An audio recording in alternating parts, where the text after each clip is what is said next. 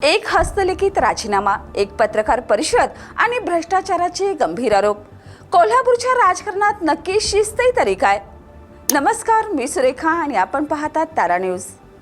कोल्हापूरच्या राजकारणात एक राजीनामा दिला गेला, पण त्याने अनेक प्रश्नांची दारं उघडली आहेत. शिवसेना उद्धव बाळासाहेब ठाकरे पक्षाचे जिल्हाप्रमुख रवी किरण इंगोले यांनी आपल्या पदाचा राजीनामा दिला आणि त्यानंतर राजकीय वर्तुळात चर्चांना अक्षरशः उधाण आलं. कारण हा फक्त राजीनामा नाही, हा एका राजकीय प्रवासाचा टर्निंग पॉइंट आहे का? एकट्याने किती खिंड लढवायची हे त्यांचं वाक्य केवळ एका थकव्याचं प्रतीक आहे की पक्षातील अंतर्गत राजकारणाचा स्फोट आहे? एकट्यानं किती बॅटिंग करायची?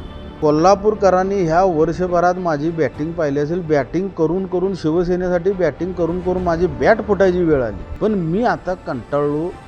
कारण एवढंच की एकट्यानं पळायचं, एकट्यानं रन काढायची, एकट्यानं बॉल टाकायचा. त्यामुळे आता मी कंटाळलो. 10 वर्षाहून अधिक काळ पक्षासाठी राबणारा कार्यकर्ता, 2 वेळा शहर प्रमुख, जिल्हा प्रमुख पदाची जबाबदारी आणि अचानक हस्तलिखित राजीनामा. कारण नाही, स्पष्टीकरणही नाही, पण त्यानंतरच्या घडामोडीने अनेक संकेत दिले आहेत.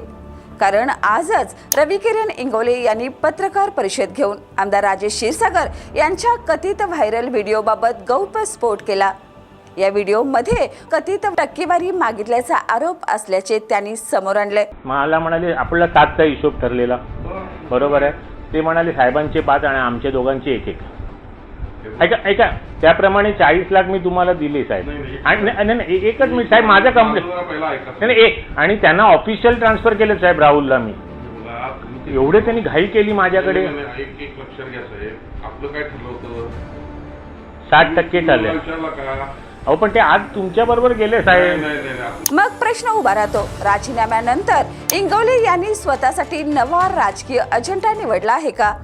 ते आता कोणत्याही पक्षाच्या चौकटीत न राहता भ्रष्टाचाराविरोधातील चेहरा बनण्याचा प्रयत्न करत आहेत का? कारण गेल्या काही महिन्यात त्यांनी अनेक विषयावर आक्रमक भूमिका घेतली. सत्ताधारी आमदार असोत, महापालिकेतील अधिकारी असोत किंवा प्रशासनातील कथित गैरव्यवहार असो, रवी किरण इंगोले यांनी थेट मैदानात उतरून आवाज उठवण्याचा प्रयत्न केला.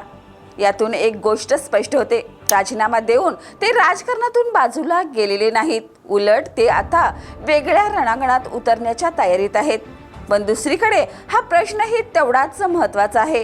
कोल्हापूरमधील ठाकरे गटाची धुरा आता कोण सांभाळणार? कारण स्थानिक स्वराज्य संस्थांच्या निवडणुका आहेत, संघटनात्मक आव्हाने मोठी आहेत आणि अशा वेळी जिल्हाप्रमुख पद रिकामं होणं ही पक्षासाठी धोक्याची घंटा ठरू शकते. विराज पाटील, तानाजी अंगारे, अवधूत साळोखे, राजू यादव अशी अनेक नावांची चर्चा आहे. पण खरी लढाई केवळ पदासाठी नाही, तर कोल्हापूरमध्ये ठाकरे गटाला नव्याने उभं करण्यासाठी आहे.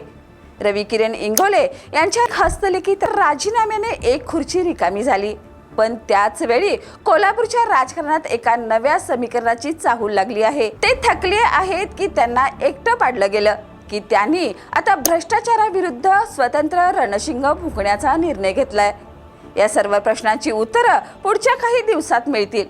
पण एक गोष्ट निश्चित, कोल्हापूरच्या राजकारणात आज केवळ एका जिल्हाप्रमुखाचा हस्तलिखितचा राजीनामा झाला नाही, तर नव्या राजकीय संघर्षाची नांदी झाली आहे.